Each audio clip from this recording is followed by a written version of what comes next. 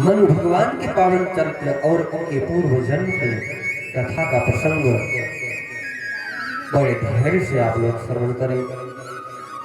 मधुकैटभ और भगवान विष्णु का युद्ध किस प्रकार से होता है, ये सब आप लोग पावन कथा श्रवण करें।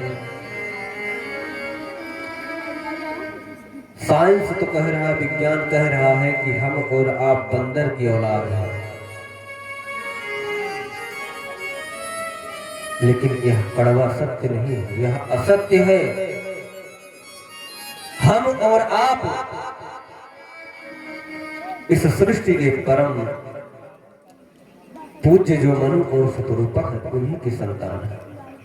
मनु के पुत्र होने के कारण ही हम लोग मानव कहलाते हैं। ये बंदर की अगर औलाद है तो बंदर को पूंछ है, हमारे पूंछ क्यों नहीं है? ऐसा कुछ नहीं। हमारे जितने इतिहास है, पुराण है, उससे बड़ा प्रमाण कुछ नहीं है। आजकल के जो विद्वान है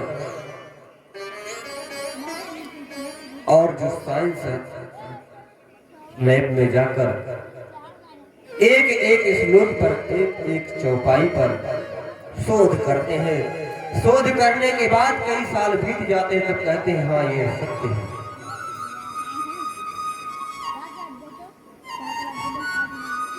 हमारे महर्षि और मुनियों ने जो शास्त्रों में कह दिया है वह त्रिकालवाद त्रिकाल सत्य है, वर्तमान भूत और भविष्य सत्य ही है। आज की जो घटनाएं हो रही हैं वह कई साल पहले हमारे पूर्वज लिख कर चले गए। एक एक घटनाएं घट रही हैं और वह चरित्र आप लोग श्रवण करें। महाराज, काल का ज्ञान रखने वाले श्रेष्ठ, आपने जिन देवी का वर्णन किया, जिन परम्बा भगवती का वर्णन किया,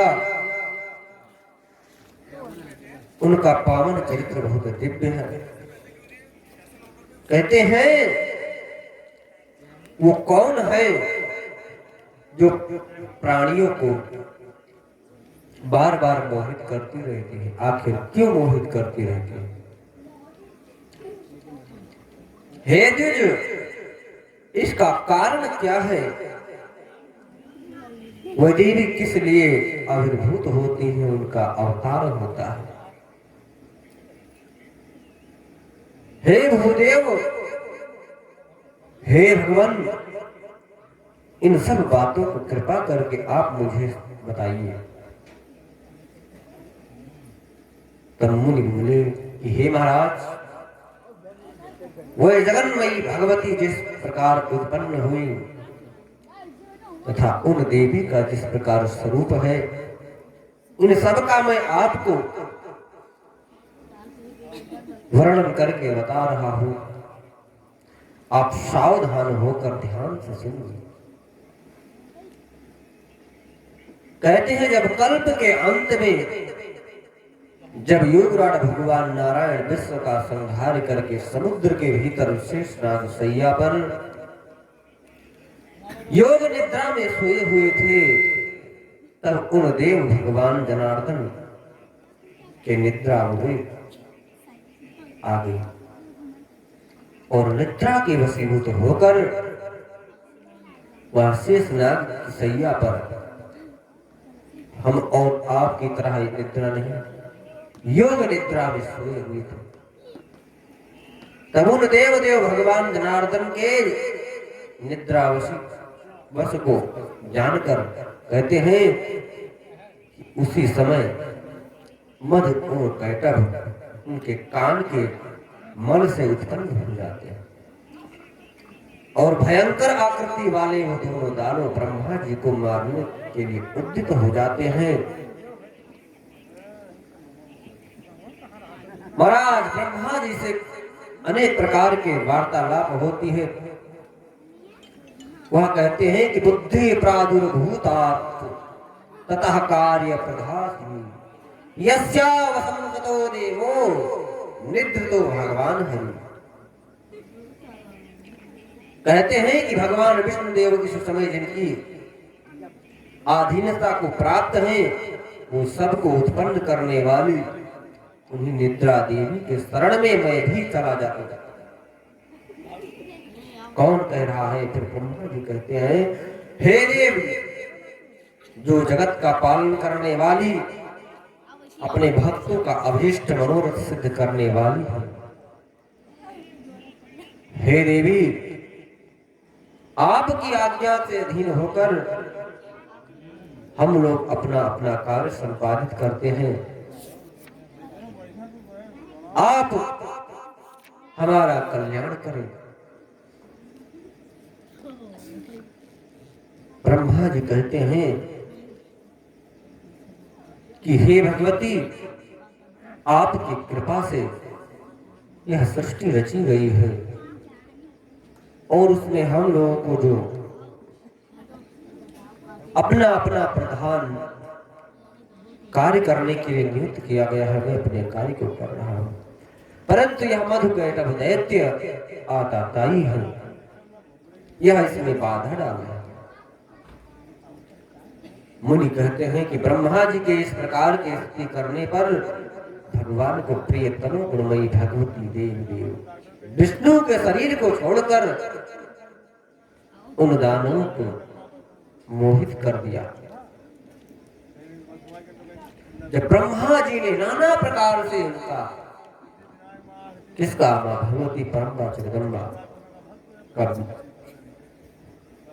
निवेदन प्रार्थना आजीवन करके वो प्रणाम करके जब उनको प्रसन्न किया तो मां भगवती विष्णु भगवान को छोड़कर योग निद्रा से छोड़कर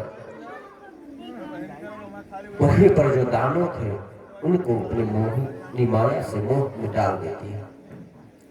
तब सर्वव्यापी भगवान मधुसूदन उन दोनों के साथ 1-2 दिन तक नहीं 5000 वर्षों तक लगातार युद्ध करते हैं। कहते हैं, पंचवर्ष सहस्राणि बाहुप्रहरणो विभु तो तदाति बलोन्मत्तो जगन्माया विमोहितो। जब मां भगवती परम्बा जगदम्बा मधुकैटभ को मोहित करती है तो वह कहते हैं, हे विष्णुदेव, मैं आपके युद्ध कला को देखकर मैं आपसे संतुष्ट हूं, आप मुझसे वर मांगो। उन दोनों की यह बात सुनकर आज कृष्ण भगवान विष्णु ने वर मांगा कि तुम दोनों मेरे ही हाथों से आज ही मार दिए जाओ।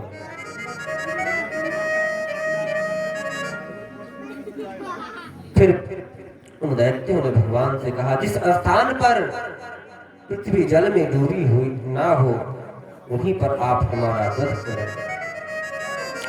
हे महाराज, यह कहकर गदा तथा शंख धारण करने वाले भगवान विष्णु उनके मस्तक को अपनी जंघा पर रखकर चक्कर से काट दिया। कहते हैं, महाकाली महाराज सर्वयोगेश्वरेश्वरी महालक्ष्म्याधिपति निशामये महीपते। हे महाराज, इस प्रकार से ब्रह्मा जी के स्तवन करने पर सभी योगेश्वरों की ईश्वरी महाकाली प्रकट हुई थी। हे महीपते, अब आप महालक्ष्मी जी की उत्पत्ति के विषय में सुनिए। मुनि बोलते हैं, हे महर्षि, एक बार महिषी के गर्भ से उत्पन्न महान बलशाली तथा पराक्रमी महिषासुर सभी देवताओं को पराजित करके संपूर्ण जगत का स्वामी हो गया। वो महान असुर समस्त दैत्य मिलकर पूरे धरा को नष्ट भ्रष्ट करने लगते।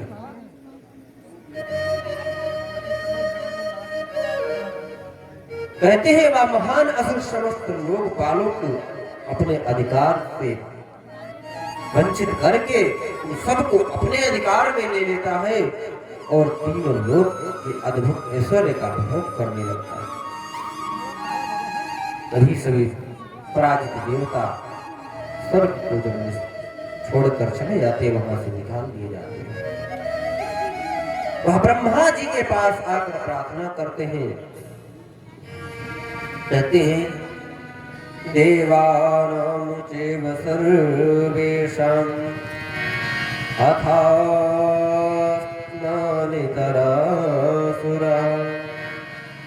विनिर्जित्य स्वयं भौते बलवीर्यमहोद्यत।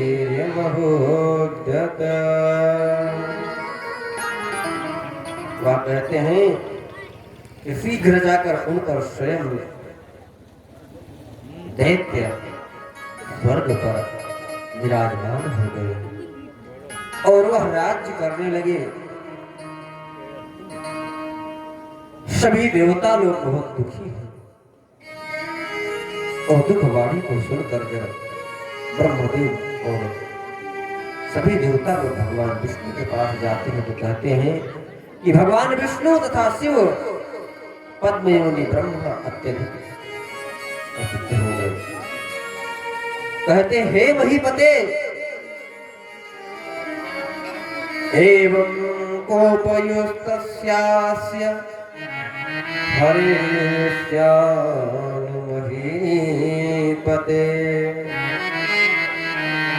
तेजापादुर्भूदिव्यम्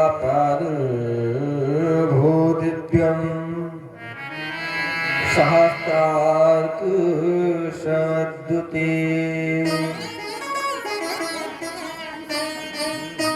जब भगवान कुपित होते हैं तो उनके शरीर से एक तेज उत्पन्न होता है।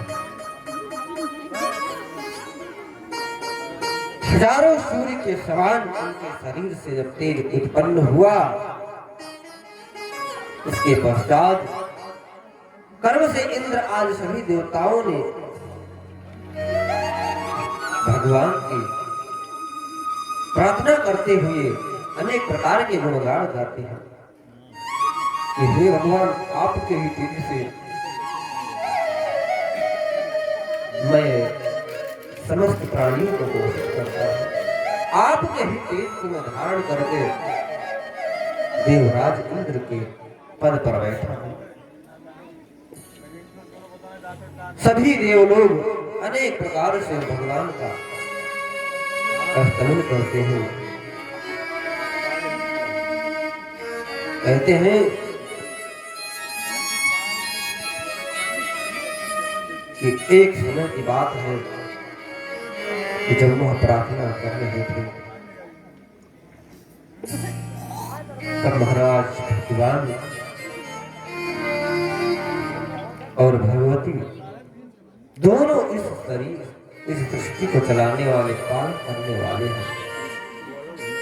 कहते हैं कि योद्धे परभृतो वीरो महिषो दानवोत्तमः तथा सा कोपात्माक्षी देवी लोक विमोहनी।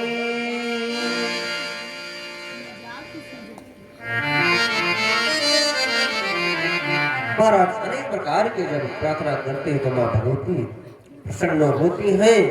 सभी देवगण जब उनका आराधना करते हैं तो वह प्रकट हो जाती है।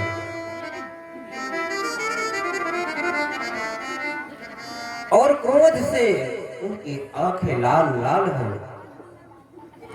जगमोहिनी भगवती ने युद्ध भूमि में महिषासुर के अधीनस्थ मुख्य सभी योद्धाओं को मार डाला।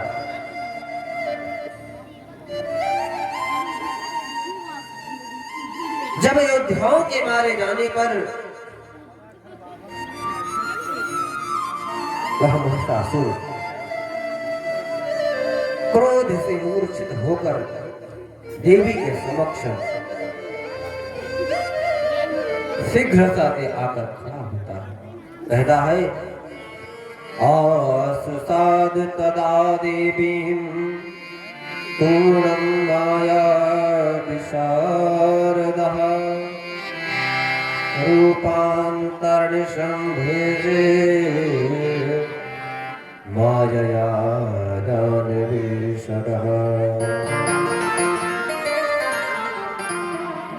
वह दानवेंद्र महेश अपनी माया के प्रभाव से अनेक प्रकार के रूप धारण कर लेता था, किंतु वे देवी उनके उन सभी रूपों का नष्ट करके तुरंत समाप्त कर देती थी। जितने वह दैत्य रूप बनाता सबका संहार कर देती, उसकी माया को नष्ट कर डालता। अब अंत में महिषासुर एक महिष का रूप धारण करते हुए उस देवपीठ की तरफ कहते हैं तानि तन्यानि रूपाणि नास्यमास्तातदा ततोन्ते महिषं रूपं बिभ्राणमानम्। यमराज तुल्य महिषासुर को पास में दृढ़तापूर्वक बांधकर भगवती ने अपने खड्ग से उसका सिर तुरंत काट डाला, पृथ्वी पर गिरा दिया। इससे पूरे दानवी सेना में हाहाकार मच गया। कहते हैं हाहाकृतं ततः सैन्यं भग्नं दिशो दश तुष्टमुर्वा देवेशी सर्वे देवाः प्रबोधिता। जब मां भगवती परम्बा जगदम्बा ने उस दैत्य का वध कर दिया तो दैत्य के पूरे सैनिक थे उनमें हलचल मच गई, हाहाकार करके सब लोग चित्कार उठे। उसकी सेना दसों दिशाओं में भाग गई। समस्त देवगण इससे बहुत प्रसन्न हुए और मां भगवती की स्तुति करने लगे। महिषासुर वध करने वाली देवी महालक्ष्मी इस प्रकार प्रादुर्भाव हुआ क्योंकि जो महिषासुर को मारने वाली है वह महालक्ष्मी की अंश स्वरूपा है। एवं लक्ष्मी समुत्पन्ना महिषासुरमर्दनी राजांत्र सरस्वत्या प्रादुर्भावो यथा भवत्। मां सरस्वती जी ने कोई गीत निकाल कर रखी। महाराज इस प्रकार से मां भगवती लक्ष्मी का अवतार होता है। फिर उसके बाद में सरस्वती का आविर्भाव हुआ। अब आप वह वृतांत सुनिए। कहते हैं कि एक बार की बात है, एकदा शुंभनामासी दैत्यो मदबलोत्कटः निशुंभस्यापि तद्भर्ता महाबल पराक्रम।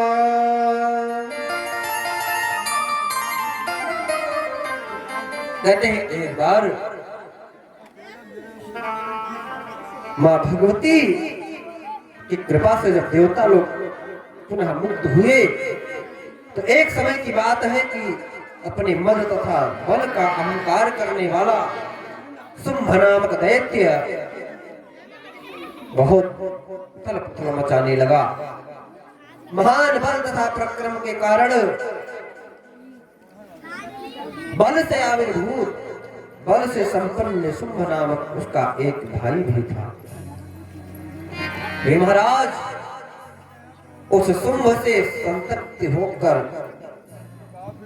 सभी देवता राज्य विहीन होकर हिमालय पर्वत पर जाकर श्रद्धा पूर्वक भगवती का स्तवन करने लगे।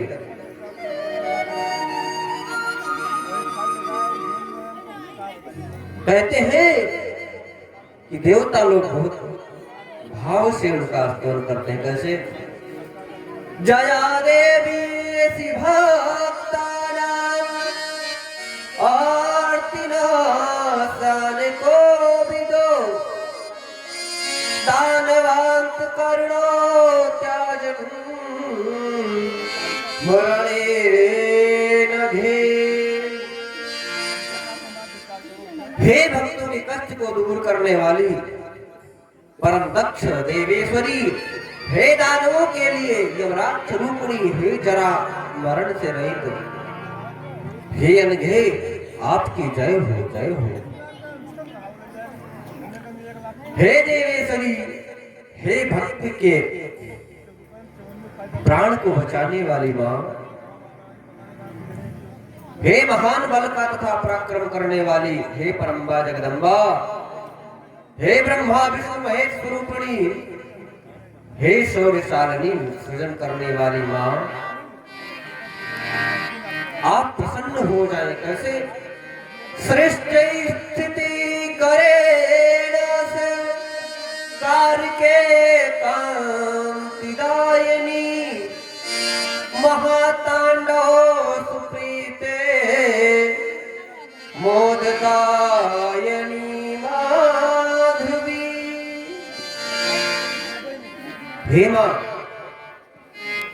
मैं आपसे बार बार विनती कर रहा हूं, आप हमारी विनती को सुनिए। आइए हम लोग भी मां भगवती से हाथ जोड़कर प्रार्थना करें कि हे मां, आप हमारे ऊपर कृपा बनाए, हमारे जीवन को कष्टमय न बनाए, हमारे सभी कष्टों को दूर करके हमें पावन बनाए। आइए मां भगवती से प्रार्थना करते हैं भजन के द्वारा। Hello hello. माँ जैसे भी हैं हम, पर पूत तुम्हारे हैं। माँ जैसे भी हैं हम, पर पूत तुम्हारे हैं। माँ जैसे भी हैं हम, पर पूत तुम्हारे हैं। माँ जैसे भी हैं हम, पर पूत तुम्हारे हैं। करुणा की मूर्ति, करुणा की मूर्ति, सौभाग्य हमारे हैं। करुणा की मूर्ति, सौभाग्य हमारे हैं।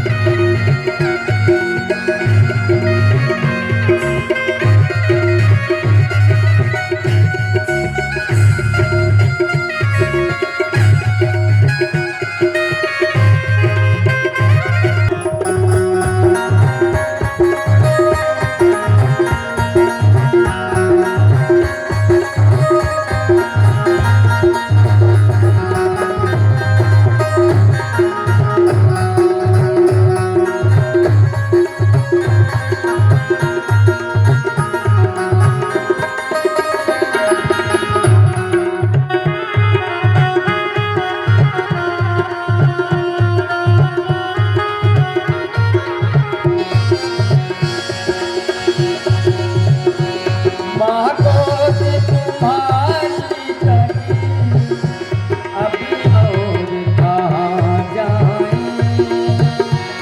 माँ गोद तुम्हारी तकी अभी और कहाँ जाएं।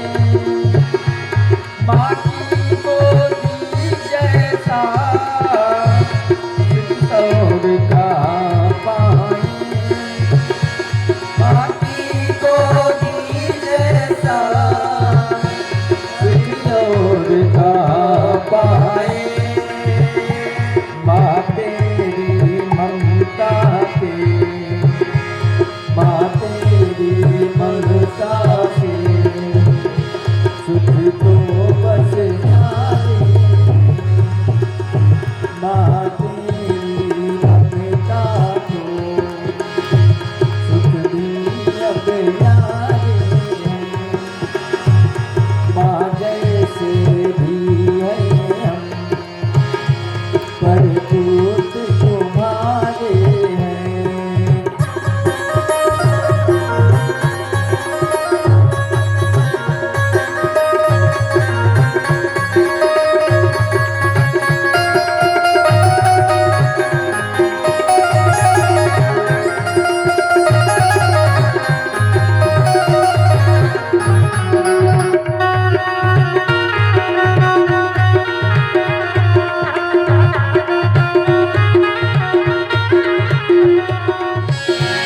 माँ तेरी ममता पर पूत तुम्हारे हैं। माँ तेरी है पर पूत तुम्हारे हैं। पर पूत तुम्हारे हैं। पर पूत तुम्हारे हैं। बोले अम्बे मैया की जय हो। जयकारा तो लगाइए। बोले काली मैया की, श्री हनुमान जी महाराज की जय हो। जब इस तरह से सभी देवताओं ने प्रार्थना की तो मां प्रसन्न हो जाती है और प्रकट होकर कहती है, जन देवी ऐसी भक्त नामार्ती नासना को भी दे दानवांता करूपे जरा रमणे नघे।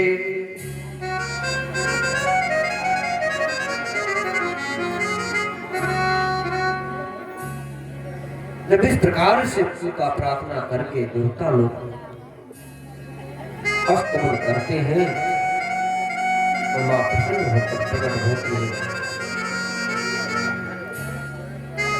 और कहती है कि मैं देवताओं के शत्रु शुंभ और निशुंभ को मार गिराऊंगा। आप लोग निश्चित रहिए, अपने अपने कार्यों में कुछ ही समय में आप लोग संलग्न हो जाएंगे। आप उसके भय से निर्भय हो जाए।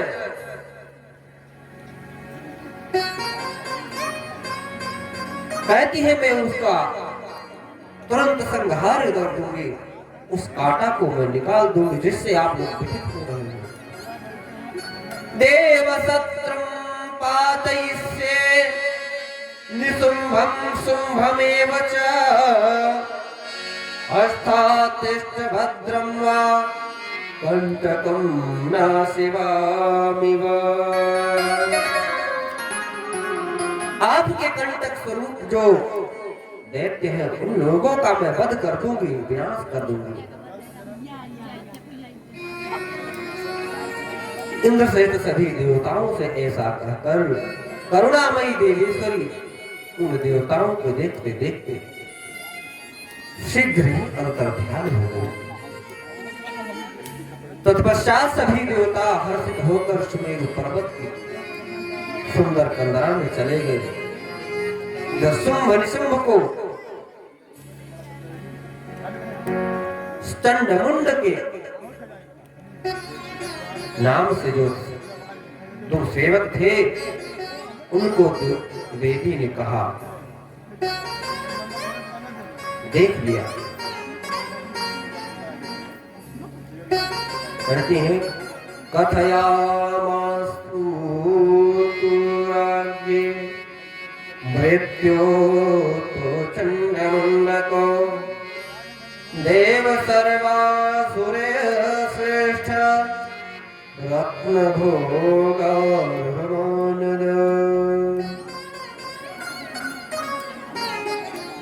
तब उन दोनों चंडमुंड नाम के दानवों ने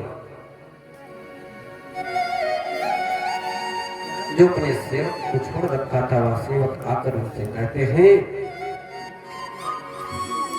कि संपूर्ण लोक को मोहित करने वाली सर्वांग सुंदरी भगवती को देखकर अपने राजा समूह के पास आकर उन्होंने कहा कि हे देव, समस्त असुरों में श्रेष्ठ, हे रत्नों के भोग्य करने योग्य, हे महाराज, मैं जो अद्वितीय कामने देवी को भी देखकर आ रहा हूं, उसके साथ आप भोग करने के योग्य हैं। इतना निकृष्ट हो गए हैं कि भगवती के स्वरूप को जानकर पहचान कर वह मत भ्रम हो जाते हैं। कहने लगते हैं तां समानय चारवंगी अभोक्ष्वाशो कृष्णमन्वितः तादृशेनासुरी नारी न गन्धर्वेण दानवी। कहती है वह मनोहर स्त्री, वैसा कोई ना असुर है, ना नारी है, ना कोई गंधर्व है जिसकी ऐसी सुंदर नारी हो। हे दानव, नारी का मानव नारी ना उस जीवधारी के लिए ऐसी कहीं नारी है। मैं जो सुंदर नारी को देखकर आ रहा हूं, वो कोई देव नारी भी नहीं है। अनेक प्रकार से भक्तगण मां भगवती परम्बा का गुणगान करके कहने लगते हैं। जब उनके द्वारा सूचना मिलती है तो सेवक की बात सुनकर शत्रु के बल मर्दन करने वाले सुमने सुग्रीव नामक दानव को दूत भेजा।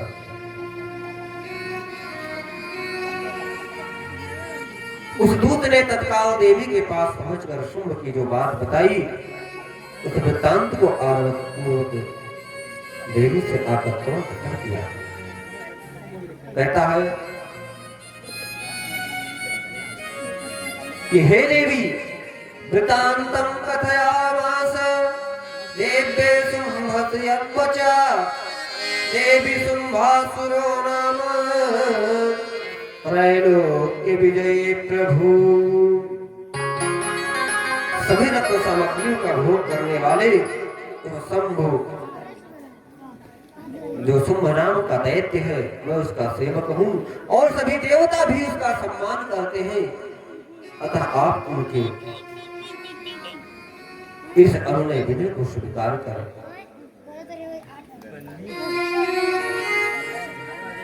हे सुलोचने, आप उसको वर्ण कर ले।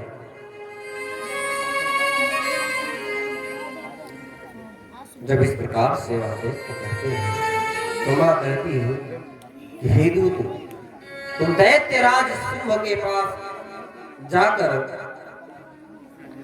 बता दो, जो तुम कह रहे हो वह सत्य ही है, किंतु मैंने पूर्व काल में जो प्रतिज्ञा की है वह मिथ्या भी कैसे हो सकती है।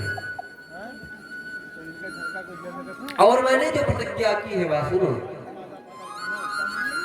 यो मे दर्पम विधोनुते यो मे बलम मोहपि यो मे प्रतिबलो भूयात् एवं भोगवत्। जो मेरे अभिमान को युद्ध करके चूर चूर कर देगा, बलशाली होगा, जो मेरे बल को निष्प्रभावी बना देगा तथा मेरे समान बलशाली होगा, वही मेरे साथ भोग करने का अधिकारी हो सकता है। इसलिए जाकर असुराधिपति को मेरा यह चुनौती और संकल्प बता दो। महादेवी की यह वचन सुनकर दानव दूतों ने आरंभ में से लेकर अंत तक देवी का वृत्तांत शुंभ से आकर कहा। और महाराज दानव राज इतना सुनते ही कुपित हो जाते हैं और क्रोध में आकर कहने लगते हैं, ततो धूम्राक्ष नामानं दैत्यं दैत्यपति प्रभु आदिदेव सुनवाचो धूम्राक्ष ममुचाद्रता। हे दानवपति बलशाली, धूम्राक्ष नामक के दैत्य को आदेश देकर वह कहता है, हे धूम्राक्ष सावधान होकर मेरी बात सुनो। उस दुष्टा के केस को पकड़कर तुम घसीटते हुए जाकर ले आओ, ऐसा मेरा आदेश है। उस दुष्ट ने जब ऐसा कहा तो महाराज दैत्य की बुद्धि वैसी हो जाती है कि वह जो मन में आ जाता है तुरंत उसको बिना विचार किए हुए करते हैं। और वह देवी को आकर बताता है और आकर जब वह पूरा संपूर्ण वृत्तांत सुनाता है तो देवी के एक हुंकार मात्र से धूम्राक्ष शास्त्र लेकर बड़ी तेजी से जब वह भगवती की ओर दौड़ा तो मां ने सिर्फ एक हुंकार से उसको तक्षण भस्म कर दिया। कहते हैं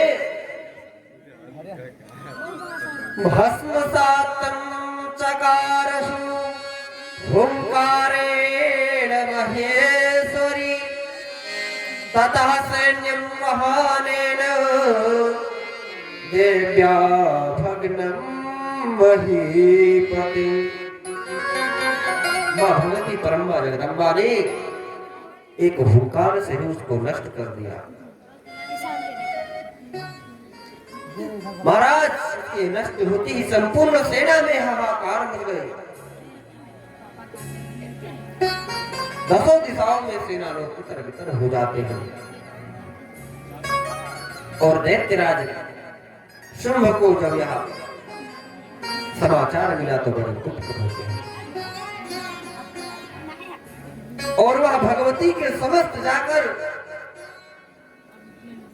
कहता है कि हे देवी, जिन दूतों को मैंने भेजा उसको हमने धराशायी कर दिया। अब भयंकर युद्ध करना पड़ेगा मुझसे। और महाराज युद्ध होता है तो क्या हुआ?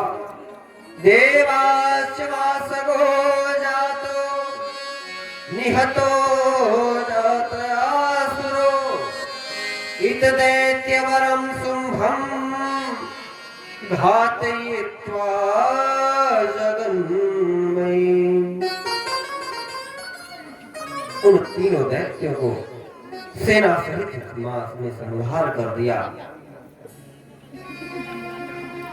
और फिर जब असुर उनके अधीन हो गए, अंत में उनके द्वारा सभी लोग मारे गए मां भगवती के द्वारा। और उसके बाद में शुंभ का वध करके साक्षात वागीश्वरी परम्बा जगन्मयी सरस्वती भगवती महालक्ष्मी की भात देवताओं के द्वारा स्तुति की गई, वह पूजनीय हुई। महाराज इस प्रकार मैंने आपको क्रमशः महाकाली महालक्ष्मी और महा सरस्वती की पावन कथा को श्रवण कराया। वह परमेश्वरी भगवती समस्त जगत की रचना करती हैं, वही देवी पालन संहार को संपत्ति दान करने वाली है। पालनं चैव संहारं सेव देवी दधाति तां समाश्रय देवी जगन मोहिनी वारिणी। वही सबकी पालन सृजन और संहार करने वाली भगवती है। वह समस्त ऐश्वर्य को प्रदान करने वाली है। भगवान कहते हैं कि सुमेधा की यह जो परम सुंदरी इतराजा वचा स्वत्वा मूले परम शोभनम देवी जगाम शरणम सर्वकाम फलप्रदम निराहारो यतात्मा च तन्मानाश्च समाहिता।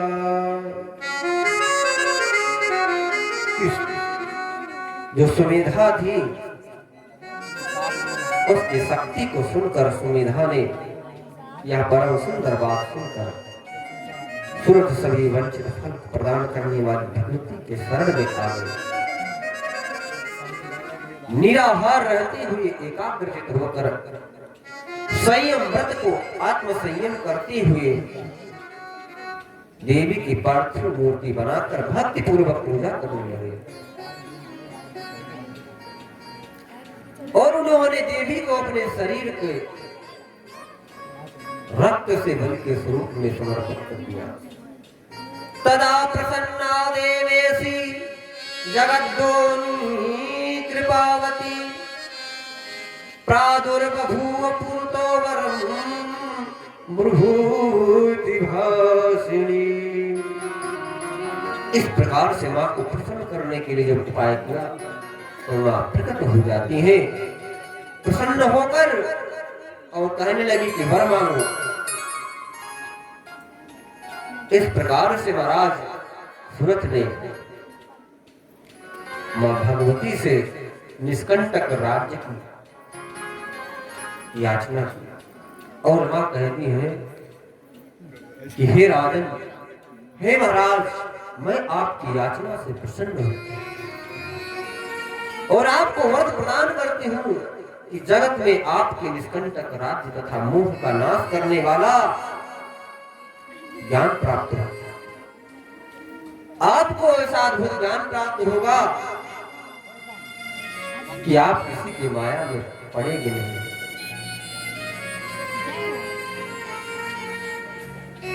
कहते हैं कि ऐसा वर देकर भगवती उसी समय अंतर्ध्यान हो गई और राजा सूरत भी देवी के अनुग्रह से मनवंतर में अधिपति हो गए।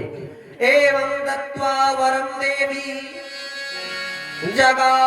जगामादर्शनं तदा सोपदेव्या प्रसादेन जातो मन्वन्तराधिपा। वह मनवंतर में अधिपति हुए। हे साधु, हे महाराज, इस प्रकार से मैंने सावरणी मनु की तथा उनके कर्म का वर्णन कर दिया। इसको पढ़ने तथा सुनने वाले व्यक्ति मां भगवती के कृपा को प्राप्त कर लेता है। जो इस चरित्र को सुनता है, पढ़ता है, कहता है, मां भगवती उस पर प्रसन्न हो जाती है।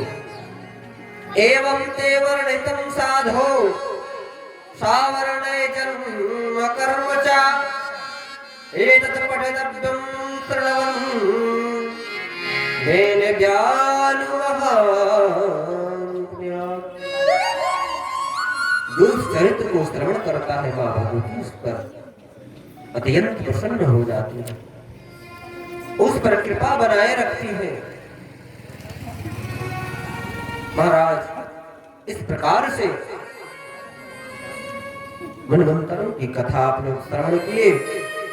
अब आइए मां से प्रार्थना करें कि हे मां, हमारे ऊपर आपकी कृपा हमेशा बरसती रहे। महाराज, हम आप जब कभी मां को याद करें तो ऐसा ना हो कि मन कहीं अलग हो, कर्म कहीं कुछ अलग कर रही हो, वाणी कुछ और कर रही हो। इस प्रकार से छल कपट से मां प्रसन्न नहीं होती। कहते हैं मनः एवं मनुष्याणाम कारणं बंधुमोक्षे। मन ही मोक्ष और मन ही बंधन का कारण होता है। अगर मन एकाग्र हो गया, हृदय पवित्र हो गया, तो मां कहीं कहीं नहीं है। कण कण में मां व्याप्त है, भगवान कण कण में व्याप्त है। हम अपने मन के आंगन को जब भी बुहारेंगे और पवित्रता के साथ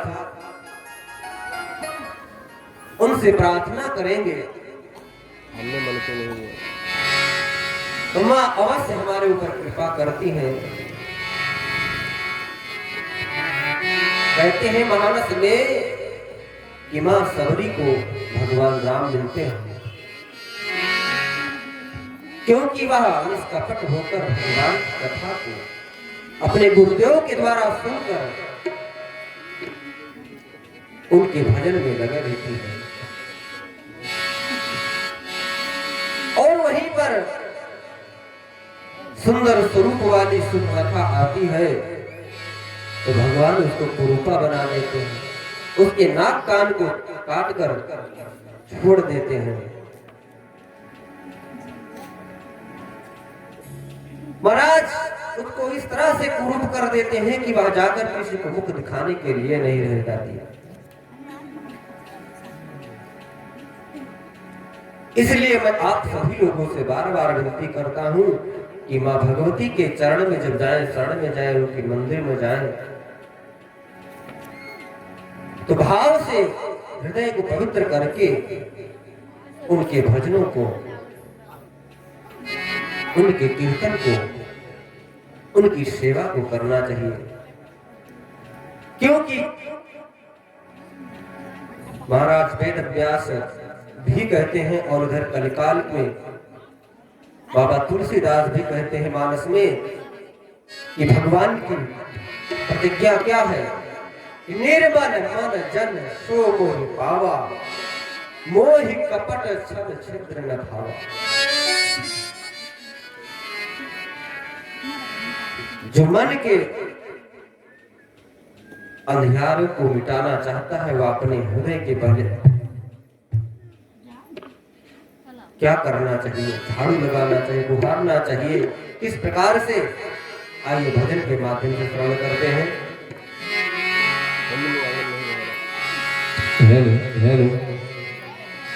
हमने आंगन नहीं बुहारा, हमने आंगन नहीं बुहारा, कैसे आएंगे भगवान, कैसे हमने आंगन नहीं बुहारा,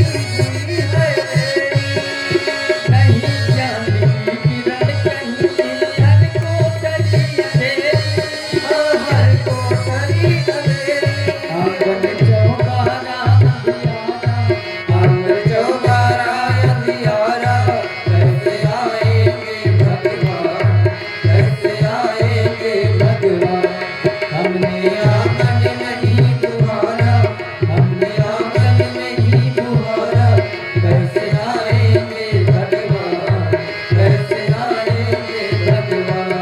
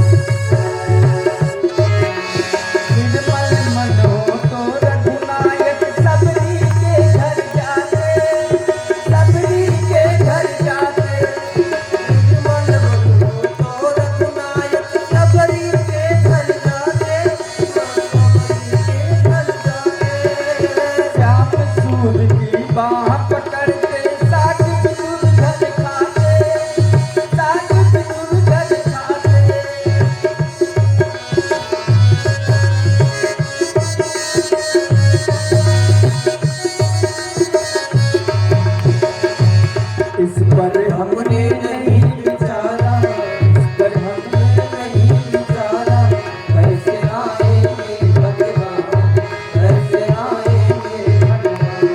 हमने आंगन नहीं बुहारा, हमने आंगन नहीं बुहारा, कैसे आएंगे भगवान, कैसे आएंगे भगवान।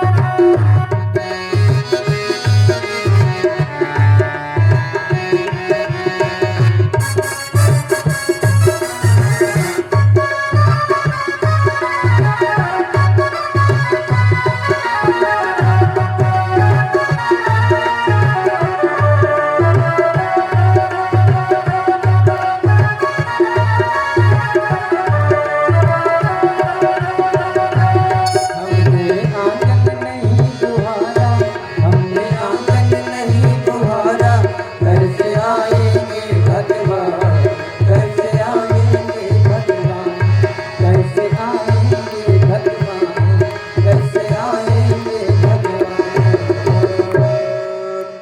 बोली अम्बे मैया की जय हो। श्री काली